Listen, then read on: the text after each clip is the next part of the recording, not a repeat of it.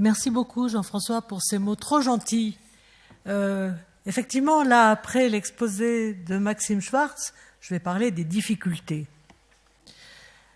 Les résistances à la vaccination, dès le début de son histoire, sont un phénomène immédiat. En fait, la variolisation qui a été évoquée tout à l'heure a passionné les rois. Les rois, qui, à plusieurs reprises, il y avait eu des problèmes de succession à cause de la variole, donc la variolisation a été tentée dans les familles royales pour essayer de protéger les jeunes enfants. Lorsque Jenner, dont Maxime a parlé aussi, en 1796 a proposé la vaccine, les rois, toutes les têtes couronnées se sont passionnés également pour ce procédé. Il a entretenu avec eux une correspondance que tout scientifique aujourd'hui rêverait d'avoir. Mais en même temps, et c'est le revers de la médaille, dans la mesure où les États ont décidé d'imposer à leur sujet la vaccine au tout début, il y a eu des réactions immédiates à ce qui peut être considéré comme une violence d'État. Michel Foucault, le philosophe, s'était passionné pour la question de la variolisation et de la vaccination. Il voyait dans l'instauration des campagnes de masse contre la variole le début de ce qu'il appelait le biopouvoir. Le biopouvoir, cela veut dire le développement d'un pouvoir d'État, l'exercice par l'État d'une gestion des corps et même d'une contrainte sur les corps. Et c'est cette contrainte qui, très vite, a causé des réactions. En fait, ces réactions, elles ont été non pas tant une réaction à la vaccine par elle-même qu'à la façon violente dont la vaccine était administrée. Par exemple, en Angleterre, après 1853, date de Vaccination Act, c'est-à-dire de l'obligation légale de la vaccine, ça a été suivi d'une vague de refus qui ont tourné à l'émeute en raison de la façon brutale dont l'obligation était appliquée, touchant évidemment les plus pauvres qui ne pouvaient pas s'en écarter, et ensuite tout un système d'amendes touchant les réfractaires et même des peines de prison. Finalement, après des émeutes, l'obligation a été rapportée en Angleterre en 1907, 5 ans après, c'est un croisement amusant, le fait qu'en 1902, où la vaccine est devenue obligatoire en France. En fait, les résistances sont fonction du contexte politique et social. Par exemple, au moment de la colonisation, très souvent, la résistance à la vaccination a signifié avant tout une réaction violente à l'égard de la colonisation, en préférant parfois la variolisation ancienne, puisqu'elle résultait d'une sorte de hasard naturel, par opposition à ce qui était appelé en arabe Judari Beylik, la vaccine du gouvernement, donc forcément mauvaise.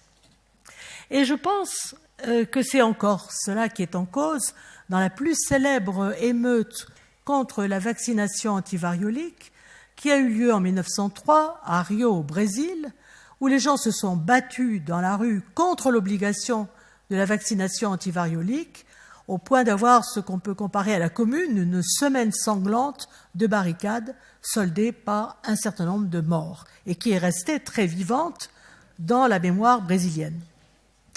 Et je pense qu'on peut faire un rapprochement de ce qui s'est passé ailleurs et de ce qui se passe aujourd'hui dans un certain nombre de pays en Afrique et en Asie. Vous avez entendu parler des résistances violentes. Certains vaccinateurs se sont fait assassiner au Pakistan, au Nigeria, mais il y a eu aussi des réactions de nombreux pays, au Yémen, je peux en témoigner, aux Philippines, etc. Il s'agit toujours d'un refus, au fond, de ce que signifie la vaccination. Le soupçon à l'égard d'une intervention des pays étrangers, une théorie du complot. Ce sont peut-être des vaccins stérilisants inventés par l'Occident et chargés de toutes sortes de mauvaises intentions. Je vous ai mis à l'image, là, un personnage de carnaval en Guinée-Bissau. Ce qui est intéressant, c'est de voir que la seringue vaccinale est surmontée d'une mitraillette. Donc vous avez en bas la caisse des vaccins et en haut une mitraillette. Le message est clair. Et des rumeurs analogues de complot, de stérilisation ont eu lieu dans beaucoup de pays et continuent à poser des problèmes. Mais les réactions négatives ne sont pas seulement d'origine sociale, politique, religieuse, culturelle, comme celle que je viens d'évoquer. En fait, les populations, qui ne sont pas si bêtes, observent ce qui se passe avec les vaccinations.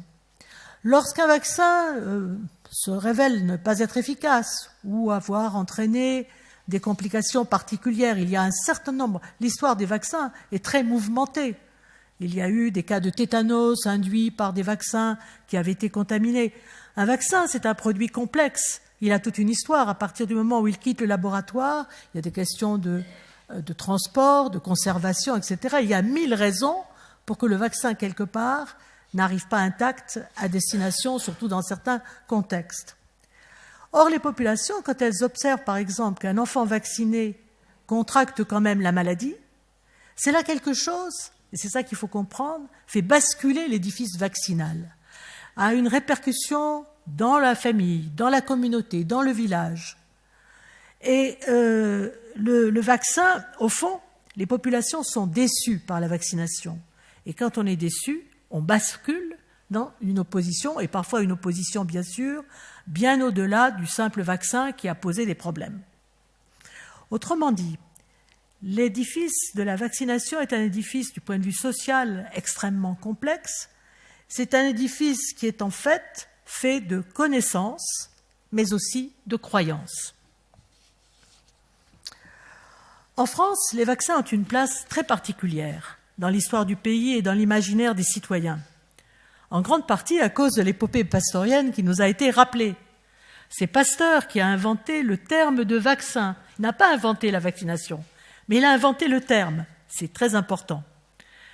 Il voulait dire pour lui vaccin, virus vivant atténué. Mais ce terme a été évidemment développé au-delà de ce sens étroit et il a été attribué au fond à toutes les molécules capables de déclencher une réaction immunitaire, c'est-à-dire la production d'anticorps ou de cellules qui sont capables de protéger l'organisme, comme les lymphocytes. Au fond, il y a un rêve vaccinal. Et c'est ce rêve, c'est le mot que j'emprunte à Jean-François Bach, c'est de ce rêve que parfois on tend à se réveiller et qui peut tourner pour certains au cauchemar. En fait, à la différence des anglo-saxons qui ont toujours été réticents à l'égard de l'obligation, en particulier les États-Unis, mais aussi l'Angleterre, comme on l'a vu, par exemple, avant la Première Guerre, contrairement aux Français, les Anglais se refusent à rendre la vaccination contre la typhoïde obligatoire dans l'armée. En fait, les Français ont été très favorables au vaccin globalement pendant tout le XXe siècle et assez peu rétifs à l'obligation vaccinale inaugurée précisément par le Parlement à l'aube du XXe siècle en 1902. Cette obligation, elle s'est complétée par étapes avec, la vaccination a été rappelée, la vaccination antidiphtérique et antitétanique, le BCG, la vaccination contre la polio, la coqueluche, etc. En fait, en France, les associations antivaccinales ont été essentiellement tournées contre le BCG. Alors, le BCG a toujours été cité comme à cause du procès de Lübeck. Il y a eu une catastrophe liée à la vaccination qui probablement est due à une contamination du vaccin par le bacille virulent. Mais c'est vrai que le BCG, au fond, en France, pendant très longtemps, a concentré l'activité des associations anti-vaccinales. L'exemple du BCG est très important parce que, quelque part, c'est pour moi le point essentiel. Nous avons des difficultés pour passer de ce que j'appellerais l'image historique des vaccins à une représentation moderne. C'est-à-dire que, quelque part, il nous faut amorcer, sinon une rupture, je ferai l'appel à tout le monde en disant rupture, mais un certain décalage vis-à-vis de l'image passée, l'image glorieuse du vaccin. Je vais m'expliquer sur ce point. L'image des vaccins dans notre pays est une belle image, celle d'une technique médicale simple, plus ou moins indolore, sans effet fâcheux, protégeant à 100% et susceptible d'être appliquée à toutes les maladies qui se présentent, donc très utile actuellement avec l'émergence des résistances aux antibiotiques et les maladies émergentes. Nous avons été longtemps fidèles à l'esprit pastorien et à l'idéal d'un État-providence. La plupart des citoyens associent spontanément au vaccin, outil majeur de santé publique, la notion de gratuité. Il est facile de comprendre la difficulté à pénétrer dans le domaine aujourd'hui très complexe de ce qu'on appelle la vaccinologie. La vaccinologie, le terme a été inventé par Jonas Salk, le père du vaccin anti-polio. On ne brevette pas le soleil, disait-il, pour dire qu'on ne brevettait pas le vaccin. C'est une belle formule. La vaccinologie, c'est l'ensemble des disciplines qui contribuent à comprendre l'efficacité et tout ce qui touche le vaccin, y compris les sciences sociales. C'est l'ensemble des disciplines qui contribuent à comprendre ce qu'est un vaccin, je dirais, de A à Z, c'est-à-dire depuis le laboratoire, l'expérimentation, la production, l'administration sur le terrain, la surveillance des suites et finalement le bilan démographique quant aux conséquences du vaccin sur la santé et sur la prévalence de telle ou telle maladie. Autrement dit, aujourd'hui, nos vaccins modernes ne correspondent plus tout à fait à l'image historique qui habite encore le cœur et le cerveau des Français. Il se présente différemment, il est vécu différemment. Et ce vécu se rapproche beaucoup du vécu des autres pays d'Europe qui précisément ont plus ou moins abandonné l'obligation vaccinale car elle est considérée aujourd'hui en décalage avec les mœurs, avec la société où l'individu est libre de choisir pour sa propre santé. Et libre, comme disaient les Anglais au début du siècle, libre de son corps. On découvre qu'un vaccin n'est pas totalement indiscutable. Et le BCG en était un très bon exemple. Le BCG a été soumis régulièrement à une grande critique. Récemment, un de mes collègues me disait « ce n'est pas un bon vaccin ». J'ai dit « ce n'est pas un vaccin parfait ». Mais je pense que c'est dangereux de dire « ce n'est pas un bon vaccin », puisque c'est un vaccin qui a été obligatoire et qui est supposé avoir joué un grand rôle dans la diminution de la tuberculose. Le BCG, voilà une discussion typique, de l'avis des pédiatres, est un bon vaccin parce qu'il a fait disparaître les formes graves de la tuberculose, en particulier de la méningite tuberculeuse et la forme aiguë disséminée de la tuberculose. Mais il est vrai qu'il n'a pas fait disparaître la tuberculose pulmonaire de l'adulte. La tuberculose a bien décliné jusque dans les années 90, mais nous sommes toujours à la recherche d'un meilleur BCG. Donc, quelque part, les vaccins sont critiquables. Vaccins sans effets secondaires. Mais un suivi moderne des effets des vaccins va nécessairement débusquer des effets indésirables. Pour des maladies inflammatoires fréquentes, comme par exemple la sclérose en plaques, il était parfaitement prévisible par les épidémiologistes qu'il apparaîtrait des scléroses en plaques dans la population dans un certain délai après le vaccin. L'épidémiologie moderne, plus rigoureuse que les statistiques d'autrefois, enregistre maintenant des corrélations de ce genre. Attention, corrélation n'est pas cause, causalité. S'il est possible de dire qu'il n'y a pas de preuve, il n'y a aucune preuve de causalité entre la vaccination contre l'hépatite B et la sclérose en plaques, par contre, il est extrêmement difficile scientifiquement d'apporter la preuve absolue qu'il n'y a pas eu un malheureux lymphocyte stimulé au moment de la vaccination qui a commencé à produire des molécules à effet inflammatoire. C'est une impossibilité. La science a ses limites. Effet secondaire des vaccins. Lorsqu'on vaccine toute une population, et plus seulement des jeunes enfants, mais aussi des adultes, des jeunes gens pubères, avec une histoire biologique très diverse, il est clair qu'une surveillance moderne, rigoureuse, nous allons avoir une agence globale de santé publique qui va donc tout voir, et ça sera une de ses responsabilités. Nous aurons certainement, il se passera des événements à repérer dans la population générale. Pour de nouveaux vaccins, comme le vaccin contre le cancer du col, qui fait l'objet d'une grande partie des réticences, il y a lieu d'embaucher toute la population de façon civique en lui expliquant qu'il faut être vigilant, et que les individus ne sont pas standardisés, tant mieux. Certains peuvent avoir des anomalies dans leur réponse immunitaire. Certains peuvent aussi simplement répondre de façon plus ou moins efficace. Alors là encore, il y a un problème dans l'image du vaccin. D'ores et déjà, pour les nouveaux vaccins qui sont concoctés par l'industrie pharmaceutique, on sait que, par exemple, pour des vaccins contre le pneumocoque ou d'autres, pour le moment, il n'y a pas d'efficacité supérieure à 70, même 50%.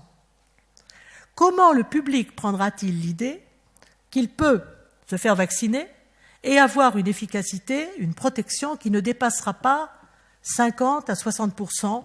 C'est complètement contraire à l'idée qu'il se fait d'un vaccin.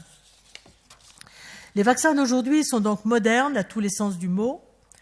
Ils sont modernes en ce sens que la science éclaire de plus en plus des points précis, mais aussi démasque des zones d'incertitude pour lesquelles la science a encore ses limites.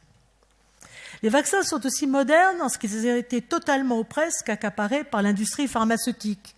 L'Institut Pasteur, chargé de la tâche prestigieuse de produire les vaccins au moindre prix pour la population du monde, potentiellement.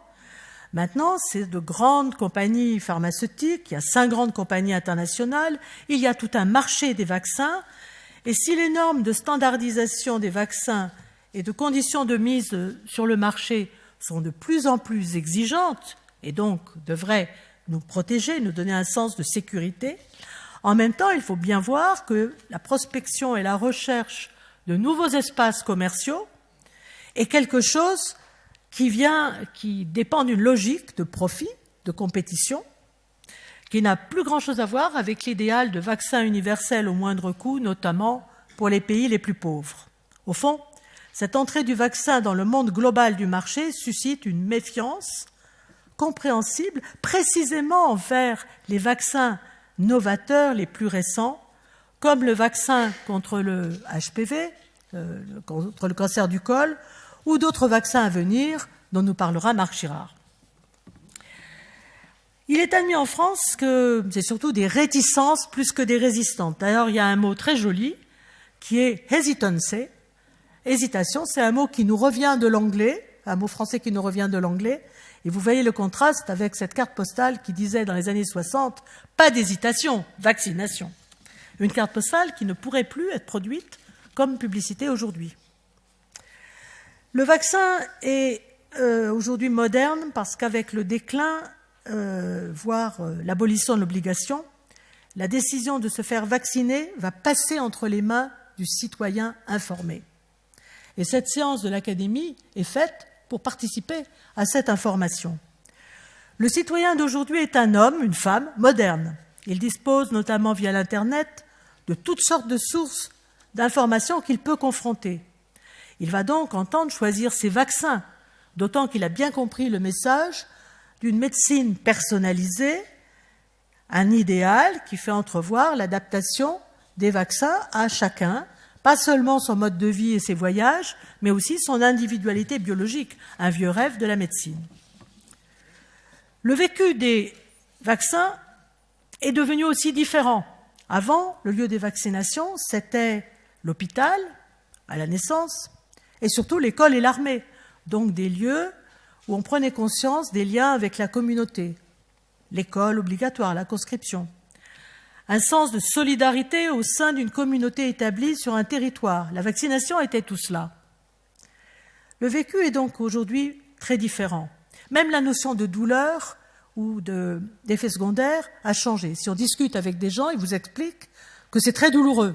Les parents demandent quelque chose pour diminuer la douleur de l'enfant. Beaucoup de jeunes interviewés disent qu'ils sont fatigués pendant 48 heures après tous les vaccins. D'autres personnes parlent de dérangement intestinal. C'est bénin, mais on voit bien que le vécu n'est plus le même. Autrement dit, c'est un défi pour tous de relever les valeurs de la modernité pour une nouvelle conception des vaccins dans la vie de la cité. Et pour finir, j'ai encore 1 minute. Pour finir, je voudrais insister sur 2 points. Le premier est de rappeler que le premier but de la vaccination n'est en fait pas de protéger l'individu, mais de protéger le groupe. C'est ce qu'on appelle la protection du troupeau, herd immunity. C'est ce qui permet aux personnes non vaccinées d'être protégées par ceux qui se font vacciner, pourvu que la couverture vaccinale soit suffisante. Ça, c'est le premier point. Le deuxième, c'est de rappeler que les vaccins ne seront pas l'arme unique, l'arme absolue dans le combat contre les maladies. La part des vaccinations dans l'amélioration de l'espérance et de la qualité de la vie a été abordée maintes fois de façon polémique. Jean-François Bach l'a rappelé. Il est certain que l'amélioration de l'eau potable, de l'hygiène, etc., sans parler de nombreux autres facteurs socioculturels, ont joué un rôle. Un article récent de la revue Lancet a revu toutes les statistiques pour la Hollande entre 1903 et 2012 et a montré qu'il y a bien un effet des vaccinations lorsqu'elles ont été, à partir du moment où elles ont été pratiquées en masse. Là, je vous montre les courbes pour la France, qui vous parlent peut-être plus que les courbes hollandaises. Et on voit bien qu'il y a un effondrement des taux de prévalence qui a suivi l'introduction de vaccins de masse. Cela veut dire, et ce sera ma conclusion, que les vaccins restent bien un des outils majeurs de santé publique et qu'il faut donc en persuader la population avec les bons arguments, mais que ce n'est qu'un des outils seulement et que la santé fait appel à beaucoup d'autres composantes, notamment peut-être celle de solidarité sociale. La métaphore du corps social est ici à prendre à tous les sens du mot, au sérieux. Les choix de politique de santé publique qui vont être discutés bientôt au Parlement, à la fin de l'année, seront un bon test de renouvellement du contrat entre science et société pour que réticence et résistance fassent place à un dialogue constructif comme celui d'aujourd'hui sous l'égide de l'Académie. Je vous remercie.